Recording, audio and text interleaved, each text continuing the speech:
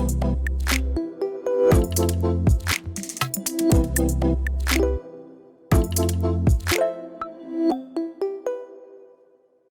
while they're doing that, I'm Phil Feldman. I'm wearing two hats, and I'm going to actually use them both today.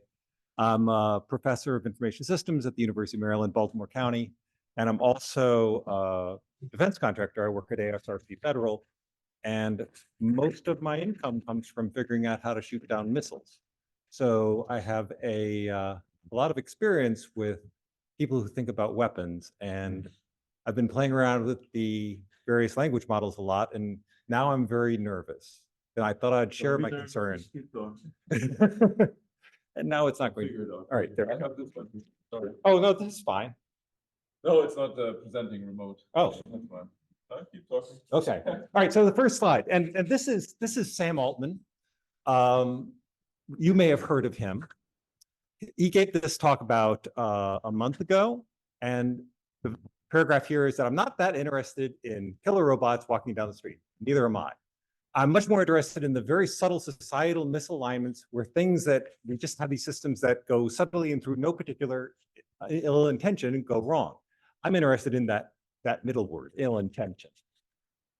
Am I running this? Yeah. All right, can we go to the next slide? How do we? No? Okay. There you go. All right, this is very exciting. All right, so it's ill intention, that's the point here. We have these very powerful tools. We're all kind of being exposed to them simultaneously. There are a lot of bad actors in the world, and let's talk about them. And I'm trying to appropriate the word killer apps because it's got a nice history. All right, so we're going to have basically 3 or 4 sections in this talk. The first one is misaligned and unintended consequences. So these are all examples of things that have happened. We've all talked about them. On the left, we have professors who are sending their papers through the ChatGPT asking whether or not it wrote them. Sometimes it says yes, sometimes it says no. All of that's just hallucination. Lower left is a fake news site, not a fake news site in the malicious sense, a fake news site in the sense of just gathering clicks. It doesn't do any checking. On the upper right, we see X, where we now see that bots with language models are just permeating the site. And even though lawyers have been excoriated on the front page of the New York Times about using ChatGPT to generate case law, last December, Michael Cohen also managed to generate case law with ChatGPT and was excoriated once more on the main page of the New York Times. Did I go to the wrong page? Oh, there we go. All right, so there are lots of cases where these models are misbehaving in ways that are not intended. And this is sort of the standard thing that we're concerned about. There was a case in 2017, a person with who was mentally challenged, had mental disorders, got into a discussion with his replica chatbot, which is sort of a dating-ish thing, and got into a conversation where he was able to interact with the chatbot in a way that he finally became convinced that the only thing he could do was take a crossbow and assassinate the queen. He has been arrested and convicted. The replica, by the way, has not been. AI generated and manipulated news, probably all familiar with these as well. Sports Illustrated had their own little debacle. CNET is still doing this. NewsGuard, and this is really important. In June of 2023, NewsGuard identified about 60 fake news sites, and these are clickbait sites. And now, as of January, it's up to 725. This is on a curve. And it's really easy to generate unchecked AI news. This is a fine example of some real information from This World in Data about Albanian poverty. And the prompt includes a thing to provide details and quotes. So it generates a quote from Albanian economist Flori Pashin, who says these statistics represent statistical or substantial progress in tackling poverty. It's all roughly true. He doesn't exist. It's also possible to generate manipulated news that is more malicious. We can have Hunter Biden's testimony start to talk about reptilians. Clearly, this is an example that people will catch. There's stuff that we can do that's much, much better than that. Whoops. Oh, well, we'll skip over that. So there's also ill intention that's out in the world. And the GRU, Russia's intelligence agency, is particularly good at this. They have been doing this for a long time. They call the system active measures. It is a deliberate way of manipulating information, social media and so forth, to produce political ends so they don't have to use their armed forces. And over the past few years, from 2020 to 2022, they've been toppling governments in the Sahel region of Africa. And they also have tried to do that here. All right, so this is the part that I'm worried about, is that when you start to combine the power of these models, generative AI with language, generative AI with video, generative AI with images, you start to be able to interact with these sorts of active measures, these ill intents. They don't have to be terribly good because, unlike computers, and this, the analogy that I'm going to apply this to is hacking, we're unpatchable, right? We are just an unpatchable system. There is no amount of education that's going to fix us, and we can be convinced to do terrible things, particularly as groups. LLMs, as we have seen over and over and over again, are trained on us. The pile, the Wikipedia, all the literature that they have access to. So they know how to tell stories that we find compelling. Otherwise, we wouldn't like chatbots. Guardrails will never be enough. And maybe, just maybe, we can use that same pattern in something I want to call white hat LLMs. All right, people are often predictable and exploitable. This chart on the left-hand side is the 16.5 most popular passwords. The top password is 123456. Now, when people talk about educating people to be aware of how dangerous LLMs can be, I'm going to counter with 123456. No amount of training, and we've all heard the talks, is going to convince us otherwise. And we pay thousands of dollars for it. So the demo in the back that I have today is this part, which is how to build exploitations of people using LLMs. What I'm taking is the OSS Simple Sabotage Field Manual, which was published in 1945.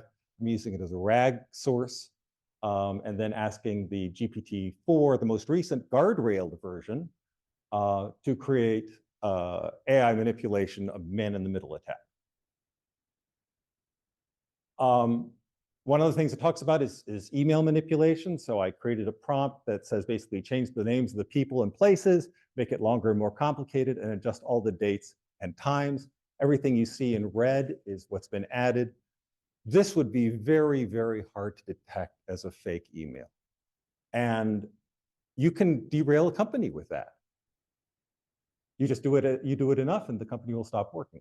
So, but there's white hat AI. So white hat AI can recognize these sorts of behaviors that are going on. This is too complicated. There's something going on. This is what the HTML of the Podesta email hack looks like. And this is what Gemini generated in response to that. It's not looking at any particular pattern. It's just looking at the words and the colors that are being used and saying, this is suspicious. Do you want to go ahead and do it? It's introducing friction.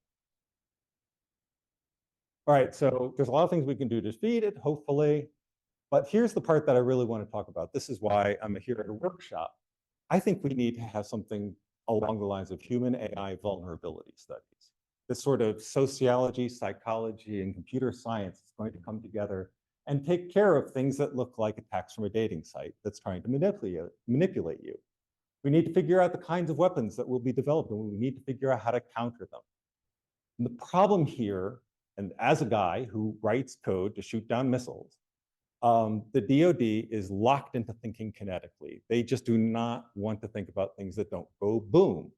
And so we need creativity that is countering to that, that exposes what these threats are and also how to take care of them. And I am done.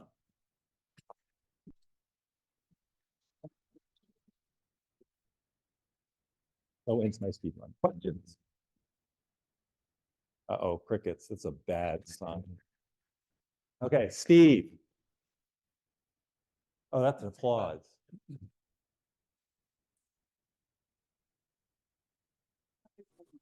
Sorry, I wasn't asking a question. I was just commending you on a great paper, a great presentation.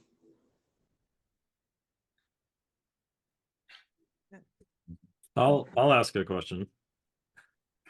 This is Justin from IBM. And I'll just ask very generically what your take is on kind of the evolving landscape of regulations around AI, and if you think that's going to be enough, because I think you made a pretty strong statement about guardrails are not going to be enough, and that's kind of a technological solution. So I'm wondering what you think of the regulatory solutions. I don't think the GRU is going to care, right? It's cheap to make a language model. The expensive part is the guardrail. I think that it's just going to be very easy to have this stuff out there, and without the pieces in place to look for it and warn that. Can't hear you now. Online. Can you hear me now? Yes, that's much better. Thank you. Okay. I may have turned it off. I just think that because these things are relatively easy to make, I mean, the GPT-3 costs about $2 million to train up. And it's now possible to do, the Mistral models for far less than that. So anybody who wants one can make one. Regulation's not going to matter to the GRU. It's not going to matter to the Chinese Secret Service. It's certainly not going to matter to the CIA and NSA. So we're going to have these things out there. And I think the only thing that we can do is figure out ways to detect them. And the nice thing is that the things that work are never going to change. I was listening to a talk on, I think it was on the media, and they were talking about Moms for Liberty. And the pattern that Moms for Liberty uses, this kind of panic about how our children are being exploited, has repeated now for about 100 years through various iterations, and it always follows the same script. These scripts exist in our heads, right? They're things that we're going to have to be constantly aware of. That's why people continue to use 1, 2, 3, 4, 5, 6 as their password. But it's possible to detect these things. The things that the models will use against us are also the things that we can detect. I think regulation's great. I think it's really important for another thing that I didn't have time to talk about, which is sort of the clickbaity version of ill-intentioned AI, but I don't think it's enough.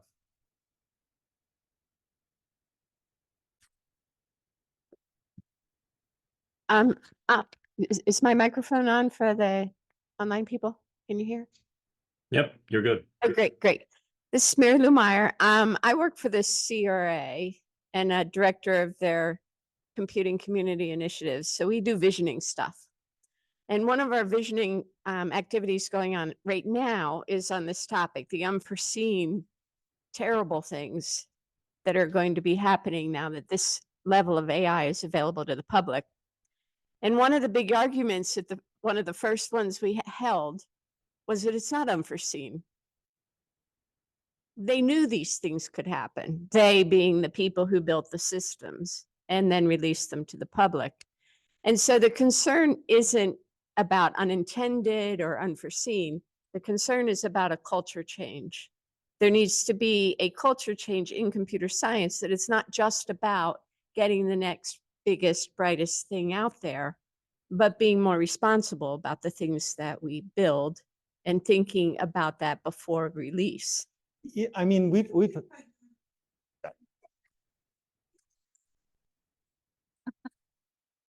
and the reason I disagree is not that they were unforeseen. These things were happening, and governments were doing that. And whatever we put out there, whatever generative AI, how strong it's going to be, it will never going to be as resourceful and malicious and able as the Russian, how did you call that? I forgot. GRU. Yeah, and they have the project the name is, which is going on from the 70s. They claimed that AIDS, The active measure. they claimed active measure. Yeah. They claimed that AIDS was initiated in the US to target the Black communities. I mean, these things that governments are involved in are so much bigger and so much more resourceful than anything that people can do with generative AI. So much cheaper. I mean, again, just putting on my missile. It just defense hat. creates a larger problem, I think, but Yeah. they didn't create the problem, in my opinion. Yeah, I mean, we've had this issue ever since the atomic bomb, right? There was the concern that it would ignite the atmosphere. It's like, well, it doesn't seem like it's likely. yes, we have to worry about, the Germans or the Japanese. I'd like to just finish with one quick story. There was a giant botnet, the Mirai botnet. I forget the exact numbers of it, but it was so large that people who watched these sorts of things thought it was a nation state experimenting with these weapons. Turned out to be a bunch of teenage kids who wanted to clear other competitors off their Minecraft servers. So, you never know where this is coming from. Yes. Should we move with questions to